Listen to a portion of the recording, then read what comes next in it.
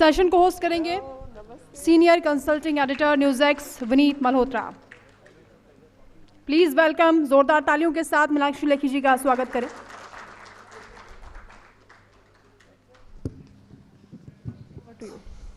Thank you very much. It's been a very successful program, a successful day. Meenakshi ji, appreciate you taking out the time and speaking with us. First up, very many congratulations for the larger-than-life victory that the Bharatiya Janata Party has just accomplished in 3 states. If you look towards popular opinion, there is this notion.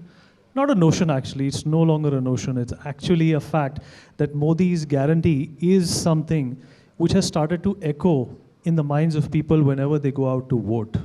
Do you think the same confidence, the same Atma Vishwas can also be seen in certain areas where perhaps it was not visible in 2019 and that's why a lot of states went to the opposition? Do you think that it's taken about a decade or so for everybody to realize what the Modi magic is all about and what Modi's guarantee means? Because some of the promises that the Prime Minister made actually fructified into reality within the time he specified they would. Your thoughts, ma'am? Modi's guarantee means making promises which are not false promises, delivering on promises which we ought to. So being a responsible government is to have a set plan and to act on that plan and deliver all on your promises. And that's what people have seen, that Mr. Modi is a hard taskmaster who would see to it that things get done and will ensure that people are there to see the delivery mechanism and not go haywire with the system. So that's what is happening. And people, whichever part of the country they may be, they have seen the promises being delivered. And thus, the impact also is huge and you can see the results. Meenakshi ji, how does this also set up, or rather, how does this also give you a preview or a trailer of what's coming in 2024? Like they say in colloquial English, the writing is on the wall. Do you concur? Well, even if writing is on the wall, I'm part of the team which is led by Mr. Modi. And he is someone who will not leave things for chance. And he will not leave things for last minute kind of a thing. So he has a plan. The plan has to be executed. People need to work. And every election is an election and has to be fought the way elections are supposed to be fought. Meenakshi ji, a couple of states belong to the Congress party now, and there is this thought brewing. It's not prominent, it's just a thought, it's just like something that you put out on Twitter or X, that there could be a different version of how South India is, of how North India is. The divide that I'm talking about, which was enunciated by the opposition in different ways as well. Do you think there is actually a divide that the opposition perhaps is trying to create to cultivate votes? I think opposition is wrong and they are making false narrative. And I'll tell you why. Pondicherry is in South, which is governed by BJP. Number of BJP MPs from southern states are higher than the number of MPs which Congress has. Andhra goes a different way, Telangana goes a different way, Kerala goes a different way, Tamil Nadu goes a different way. So you can't say there's single picture which is emerging, but the number of MPs from the BJP still are higher than the Congress party. And that is something you all must accede to. So the wrong narrative building which is happening, I can only say is very motivated and is not the correct number which they are showcasing. Meenakshi ji, very recently, chief ministers of 3 states were chosen. 4 states rather were chosen. 1 was for the Congress party, 3 were for the BJP. The Congress picked up their chief minister in a jiffy, which was already pre-decided. But the Bharatiya Janata Party took their own time. what became very, very prominent is that, the cadre system that the Bharatiya Janata Party speaks of, the consultation model that the Bharatiya Janata Party believes in was actually at play. Do you think this is the prime example for the success of the Bharatiya Janata Party and the camaraderie that we see within the Bharatiya Janata Party and the success? Because you've had a number of successful chief ministers bowing out in a very peaceful manner. Is this the success of the organizational structure and ethos? I think one is that aspirations and self-interest at times can take over, but finally it's the ideology which is far more important than anything else. So if ideology is the glue which keeps people together, they will forget their own selfish interests and move on for the sake of ideology, number one. Number two, when you talk of internal party mechanism, I think it's a very, very strong mechanism which exists in the party, and also the leadership. The leadership of Mr. Modi and others, Mr. Nadda, Mr. Shah, Bratnaji, everyone, there's a hierarchy, there is a system. So if A is not behaving the manner in which A should, then B will take over. You have a place to go and complain to C, then C may consult with D. So there is a mechanism in which things get addressed and get to be heard. So everyone gets to be heard. There is space for all kinds of voices. And then you sort of churn out the best, and that's what you see.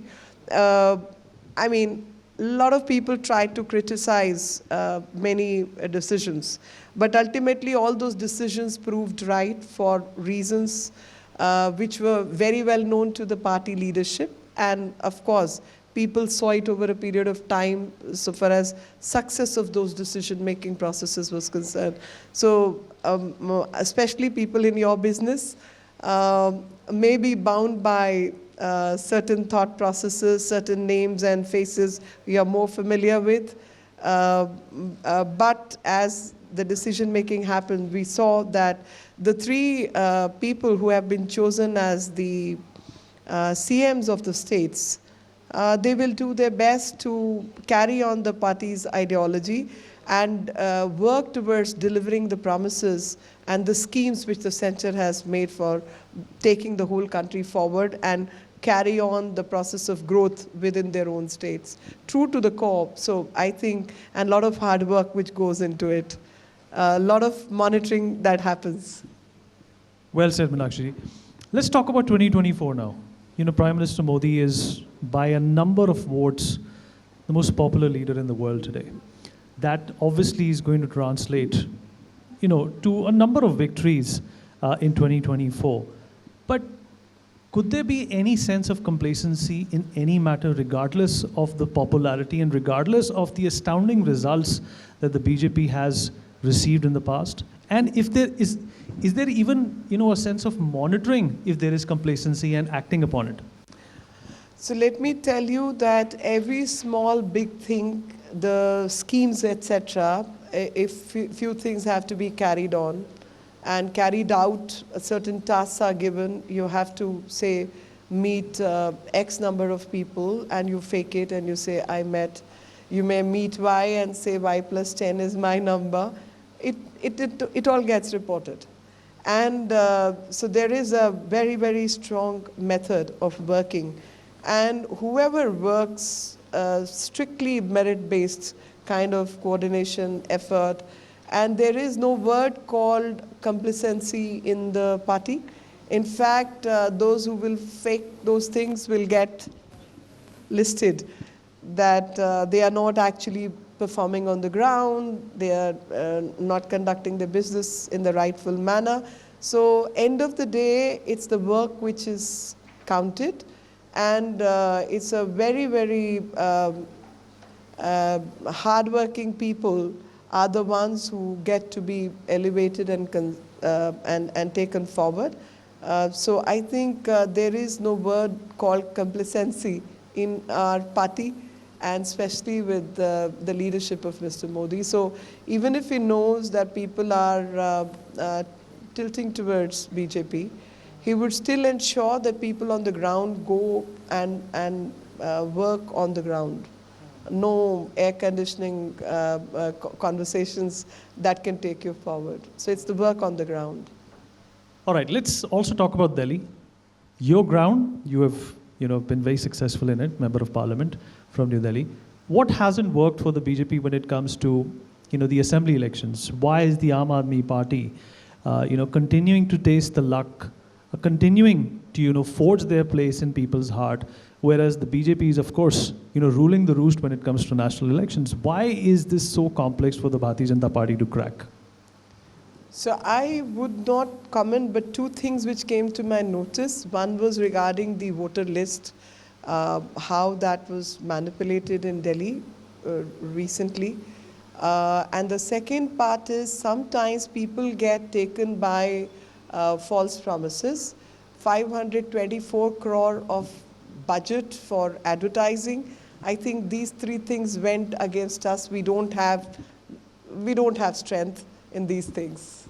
So when it comes to the national election, there is a different energy with which the whole party moves, and Mr. Modi definitely is one pull factor which works, and the delivery mechanism when it comes to national issues has been there. Now we are seeing when we go around, people have the ability to compare that even in municipal governance, when BJP corporators were there, things were happening in much streamlined manner, much better manner. But MCD never got adequate funding by the Delhi government. So MCD was sought to be collapsed because all the blame came to MCD when the resources were controlled by others. And most work has to be done by MCD. And there were no resources. Now imagine one example through you I want to share with the world because people at times are not aware how governance operates. An area which is of an MP has 10 Vidhan Sabhas, 10 legislative assemblies. So one area which has 10 legislative assemblies, the MP lad fund is 5 crores a year. 1/10 the area is with one MLA. And MLA lad fund for Delhi is 10 crores. Which means an MP's area, Delhi government has 100 crores. I don't see, at least in my area, that 100 crore per year has been spent in my area. Whereas 5 crore for that area, I can count on my fingertips and tell you where the money has been spent. So, with the finances and financial mechanism, a lot of misuse is what we see. A lot of false promises, what we see. A lot of boards and hoardings, etc., which we see. Whereas a person who's performing on the ground doesn't have the wherewithal to do all this, because you ask from where is the MP going to pay for the advertising? How? How on planet Earth can MP have newspaper advertisements or paid advertisements on the sites, etc.? I mean, these are tough calls. Meenakshi ji, we've run out of time. One last question before we let you go. 2024 is around the corner. The winning formula is working already. Do you think there's bound to be some additions to it, or do you think what has worked for the BJP will continue to work for the next 5 years as well? No, we always have elements which help us win. And the strategy for every election is different from the strategy of earlier elections. Some things we keep continuing, and some things we change depending on the demand of the election or the circumstance or the situation. And I'm sure you'll see the improvised version of BJP in coming elections, and we will definitely be working very, very hard to get through to 24. It's not just being confident or overconfident for that matter. It's about taking the work to the ground. And as PM says, let every scheme reach its saturation. So for example, Ujjwala Gas Yojana, when we started, there were only about 11-12 crore connections in the whole country. 100 crore plus people, and the connections are only 11 crores.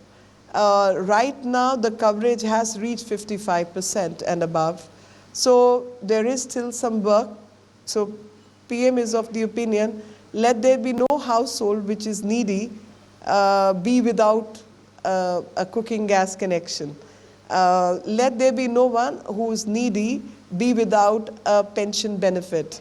Let there be no one, not a single household which is without water connection or electricity connection or insurance schemes or pension schemes or bank accounts. These are things you need to work at, and thus the entire emphasis is that let those people who have been left out of the schemes for one reason or the other be brought on board, and let them be benefited by the government schemes. So let every scheme reach its saturation. Those in that category must get a home. Those in that category must have access to clean toilet. Those in the category must have access to Jan Dhan Khatas and Janaushadhi Kendra, so on and so forth. Right. Meenakshi ji, thank you so much for coming to Manch and speaking to us. Articulate and eloquent as ever. Thank you so much. Thank you. Thank you very much. For more such videos, subscribe to the NewsX YouTube channel, hit the bell icon.